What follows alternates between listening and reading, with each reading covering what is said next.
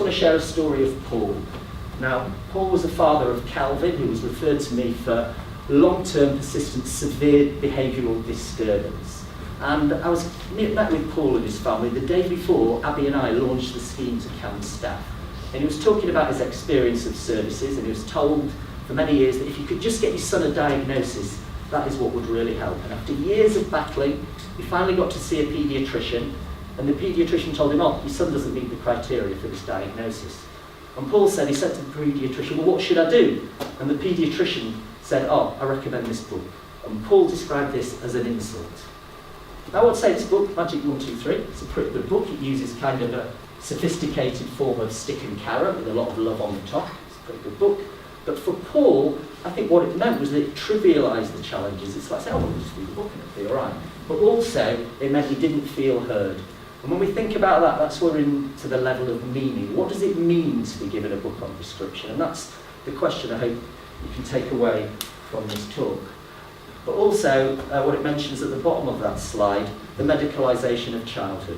And I think this is a major issue in our time. There's this wonderful book by Peter Conrad. He's been doing research for 40 years on the role of medicalisation, and the title of his book said it all, on the transformation of the human condition into treatable disorders.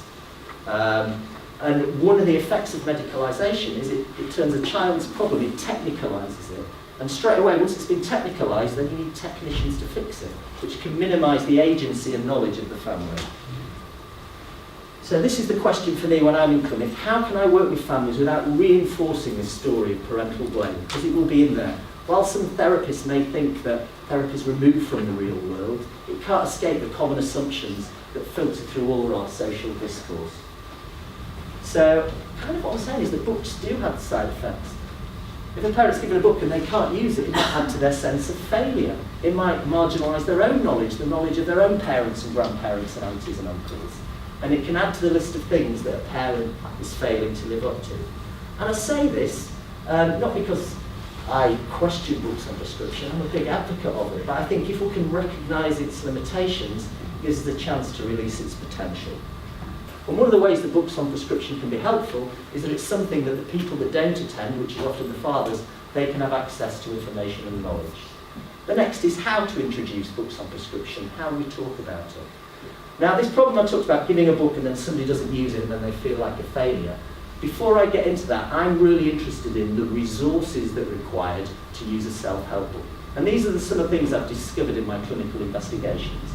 It requires not least literacy, time, organisation, application, structure, motivation, support with understanding, supportive environments, and I could go on.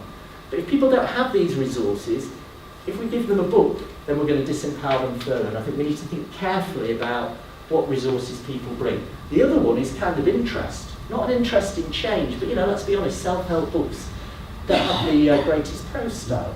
It's not proofs, but I understand Alan de Botton thinks he's great for self-help. So we have to think about how we can engage people with these texts. And one of the things I often talk to the trainee therapists that I supervise is that often rejected suggestions, not following a book, can potentially be as therapeutically useful as the ones that they follow. So if somebody decides not to do something, I'm interested in that disinclination. I want to know what values and commitments that disinclination represents. What's the history of those values? Because once people's actions are situated in their values and commitments, it's a real strong basis for action.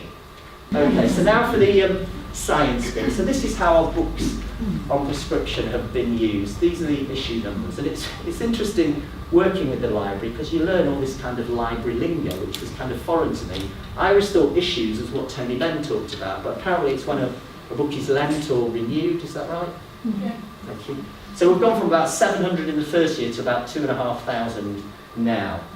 But one of the issues in books on prescription, it's been around since 1930, is we know how much people use it, but is it effective?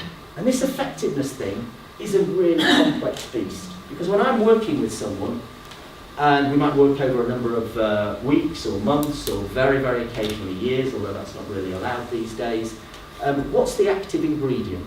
Is it the book that I might have suggested? Is it our relationship? Is it something else? That's really, really hard to tease out. And while in our books on prescription scheme we've got really rich qualitative feedback, It's partial and subject to selection bias. People that feedback either really loved it or really hated it. Generally, they really loved it. If I was going to kind of summarise for me, the important message is it's not the book, it's the relationship to the book that's important.